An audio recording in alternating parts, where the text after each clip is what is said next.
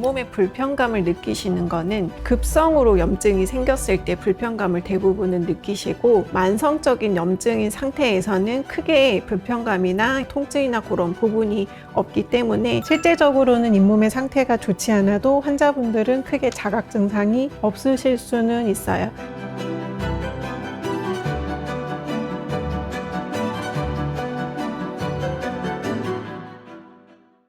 안녕하세요. 서울 클래식 치과 대표 원장 윤영경입니다. 오늘은 잇몸병에 대해서 알아보도록 하겠습니다. 치아라는 거는 우리가 이제 실제로 음식을 씹는 경조직, 그 부분을 얘기를 하는 것이고, 잇몸이라고 하면은 치아를 받치고 있는 연조직을 얘기를 하는 거기는 하는데, 엄밀히 말하면 이제 겉에 있는 연조직과 치아를 잡고 있는 잇몸뼈까지를 포함해서 보통은 잇몸이라고 얘기를 하는데, 그거는 이제 상황에 따라서 조금 다를 수 있기는 하지만 일반적으로는 치아를 지지하고 있는 조직이라고 생각하시면 됩니다.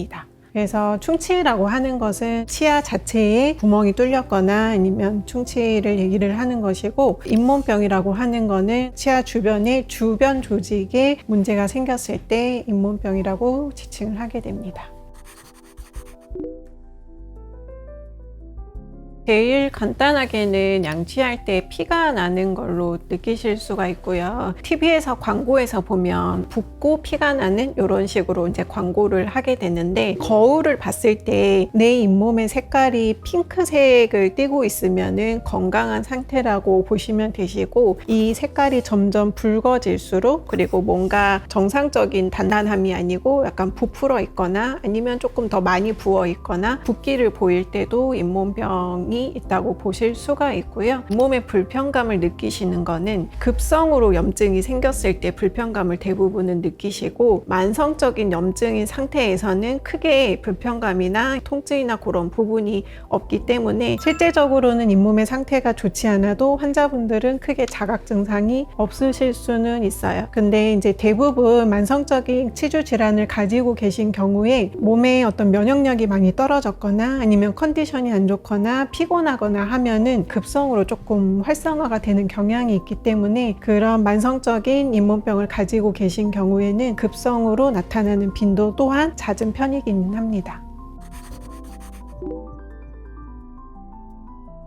잇몸 치료의 단계는 여러 단계로 나뉘게 되거든요. 그래서 가장 기본적인 것은 스케일링, 그 다음 단계는 치근 활택술이라고 해서 치아 뿌리의 표면을 매끈하게 만들어 주어서 그 부분에 치석이나 플라그가 조금 침착되는 것을 방지하는 효과가 있고요. 그 다음 단계는 큐렛이라고 해서 잇몸뼈 주변으로 염증이 생겼을 때 염증까지 같이 긁어내는 치료가 있고요. 보통은 그 정도가 일반적인 잇몸 치료의 단계이기는 하는데, 그런 과정을 거쳤음에도 불구하고 문제가 있을 경우에는 잇몸을 절개를 해서 열고 그 부분의 염증을 깨끗이 긁어내는 과정을 거치게 되기는 하는데, 실제로 2단계까지 가는 분들은 그렇게 많지는 않기는 하지만은 정말 심한 잇몸병을 가지고 계신 경우라면 그런 치료가 필요할 수도 있고요. 이제 이런 치료를 하는 이유는 잇몸 바깥에서 내부에 있는 어떤 치석이나 염증을 제거를 하는 게 한계가 있기 때문에 정확하게 제거를 하기 위해서 그렇게 잇몸을 열어가지고 제거하는 잇몸 치료를 진행을 하게 되고요. 당연히 환자분들 입장에서는 불편하실 수 있기는 하는데, 건강한 잇몸 조직을 만들기 위한 과정이라고 보시면 됩니다.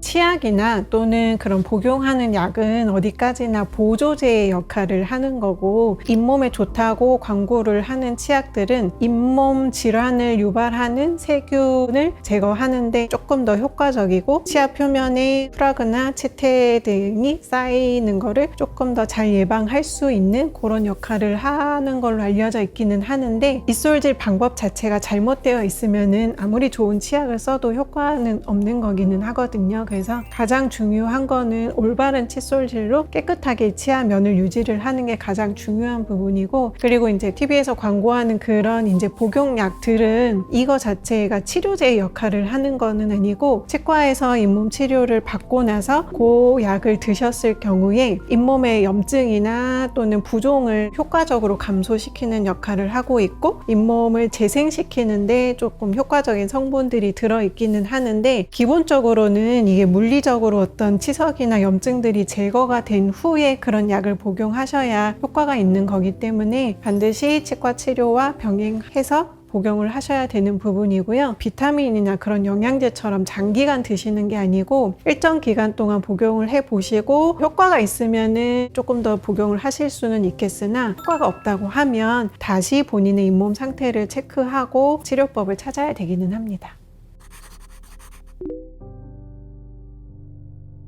의아스럽게 생각하실 수도 있기는 하는데, 우리나라 국민들의 감기보다도 이환율이 더 높은 질환이 잇몸 질환인데, 그만큼 생각보다 많은 분들이 사실은 잇몸 질환을 가지고 계시고, 잇몸병이 진행이 된다고 하더라도 초기 단계에서는 스케일링으로 충분히 치료가 가능한 부분들이 있고, 좀 더 진행이 되면 좀 더 복잡한 잇몸 치료를 받으셔야 되기 때문에 정기적으로 스케일링을 받으시는 게 잇몸을 건강하게 유지할 수 있는 첫 번째 길입니다.